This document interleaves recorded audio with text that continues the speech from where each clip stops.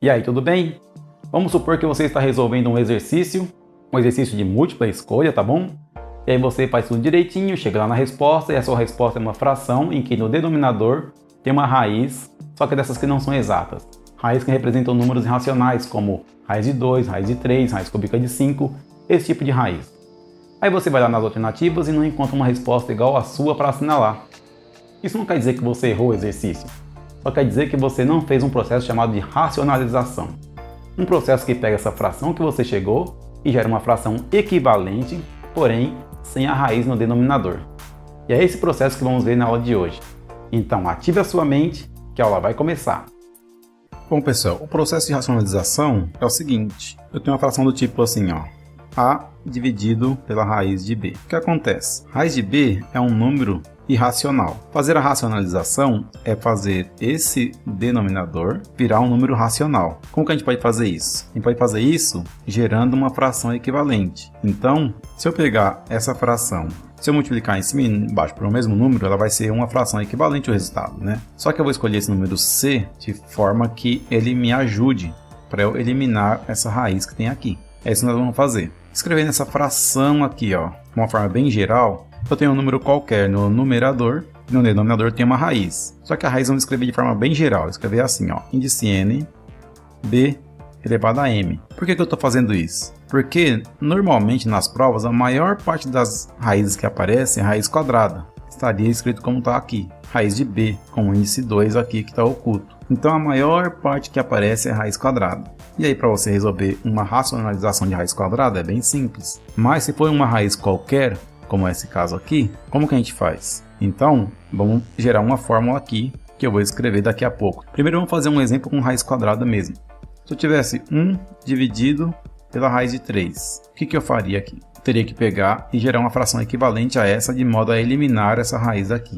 Uma maneira de fazer isso é você pegar esse 1 sobre raiz de 3 e multiplicar por uma fração que seja assim, ó, raiz de 3, raiz de 3. Qual que é a vantagem disso? Ó, 1 vezes a raiz de 3 dá raiz de 3, raiz de 3 vezes a raiz de 3, a gente viu que dá raiz de 9, né, lá nas propriedades de radiciação. Então isso aqui daria raiz de 3, embaixo raiz de 9 dá 3. Então essa fração 1 sobre raiz de 3 é equivalente à fração raiz de 3 sobre 3. Então por que eu quero chamar a atenção para o caso geral e não apenas para a raiz quadrada? Porque a gente pode ter casos que não seja raiz quadrada. Vamos ver um outro caso aqui.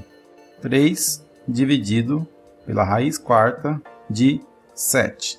Bom, então isso aqui vai ser equivalente a pegar essa fração original, né? E multiplicar aqui por uma fração, de modo a eu eliminar essa raiz que está aqui embaixo. Como que eu vou fazer isso? Então tem que ter uma raiz, um mesmo índice, né? Vamos comparar com o que foi feito aqui em cima, ó. Raiz era índice 2, raiz era índice 2. Aí aqui eu vou ter que ter o número 7, certo? Aqui tem o número 3, aqui também tem o número 3. Só que agora gera uma complicação aqui, que é o seguinte. A multiplicação dessas duas raízes aqui tem que dar um resultado tal que vai eliminar a raiz, né? Como aconteceu aqui, ó. Deu 9 e a raiz de 9 dá 3. Então nesse caso aqui, a maneira de acontecer isso é se eu tiver 7 elevado à quarta potência. E aí eu chego aqui em 7.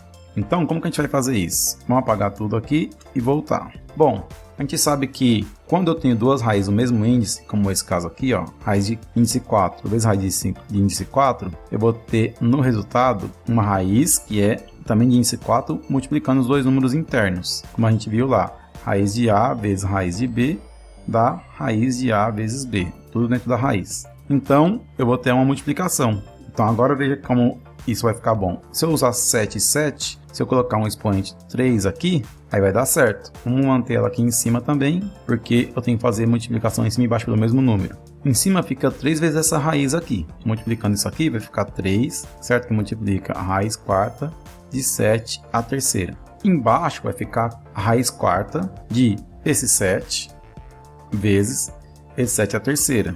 Agora veja, mantenho o que está em cima.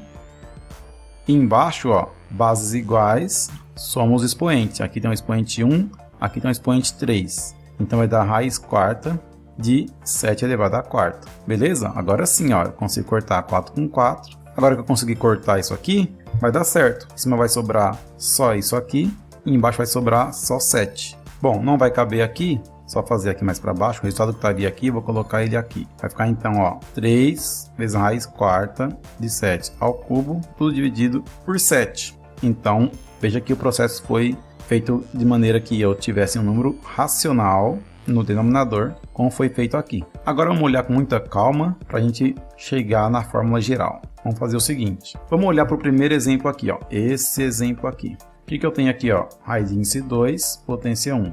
Então aqui, ó, raiz de índice 2, potência 1. Aqui eu tenho raiz de índice 2, potência 1, raiz de índice 2, potência 1. Raiz de índice 2, potência 1, raiz de índice 2, potência 1, tá? E aqui, raiz de índice 2, potência 1. Olhando para essa questão aqui, ó, se a gente olhar com calma, a gente consegue ver que dá assim para determinar a fórmula geral. Vamos fazer aqui embaixo a mesma coisa, ó. Raiz tem a índice 4 aqui, a potência no 7 era 1. Então, vamos repetir aqui, potência 1. E olha só, essa fração aqui que foi escolhida para gerar a fração equivalente, ela foi feita de que maneira? Mantive o índice da raiz, aqui era 4, uma ficou 4. Eu escolhi um número aqui, tal que a soma desse número com a da raiz original daria o índice. Por quê? Porque dessa forma eu poderia fazer aqui, ó, o corta-corta aqui. Então, olha só, repetindo aqui, ó, o índice era 4, o expoente do radicando aqui era 1. Eu gerei uma nova fração com índice 4 e um expoente no radicando tal que, se eu somar o expoente do radicando original com o expoente do radicando que eu tenho agora, vai dar o índice. E a hora que eu fizer isso, eu chego nessa parte aqui, ó, que eu tenho índice igual ao expoente do radicando, eu posso cortar e chegar aqui, então, em 7. Pensando dessa forma aqui, vamos pegar aqui, ó, esse caso geral, copiar aqui para baixo. Então, o caso geral era A dividido com raiz de índice n de B elevado a m. Para os nossos casos aqui que nós fizemos, pegando esse caso aqui, que a gente tem aqui, ó, a gente tem aqui A vale 3, certo? O n vale 4, o B vale 7 e o m vale 1. Ó, aqui é o A, aqui é o n, aqui é o B e aqui é o m. Então, essa fração, se eu usar esses números aqui, eu vou corresponder a algo desse tipo aqui. E o que aconteceu aqui? Eu gerei essa fração aqui. Então, esse número que eu escolhi aqui, ó, para fazer a racionalização, que regra que ele vai seguir? Ó? Vai ser o seguinte, essa fração vai ser equivalente a essa original, vezes, aí vamos escolher o número aqui, ó. A escolha é feita da seguinte forma, mantenho o índice, mantenho o B, e no expoente do B, o que fica? Fica n menos m.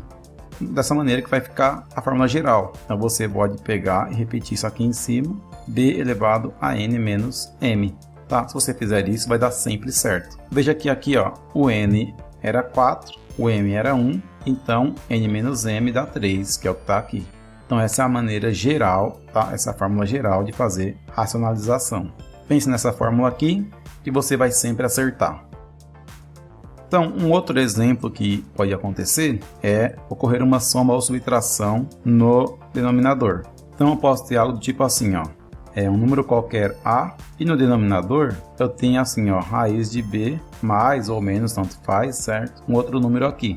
Como nós vamos fazer isso? Vamos nos limitar a colocar um sinal só aqui para ficar mais fácil. E vamos fazer o seguinte, então se esse número aqui for irracional, o raiz de B mais C for irracional, vamos ter que converter ele para um racional. O que nós vamos fazer? Vamos manter aqui a fração original, raiz de B mais C, e vamos multiplicar uma fração aqui que tem em cima e embaixo os mesmos valores, né, como nós fizemos no caso anterior. Que valores vão ser esses? Você vai pegar aqui, ó, e escrever esses números com um deles, tanto faz se é a raiz de B ou se é o C, com sinal trocado, tá? Eu posso escrever assim, então, raiz de B menos C, dividido por raiz de B menos C. Ou poderia ser também menos raiz de B, que mantém o C positivo, tá? Poderia ser dessa forma também, tanto faz. O importante é você inverter o sinal de um deles. Essa vai ser a maneira de fazer, então, a racionalização de um caso como esse aqui.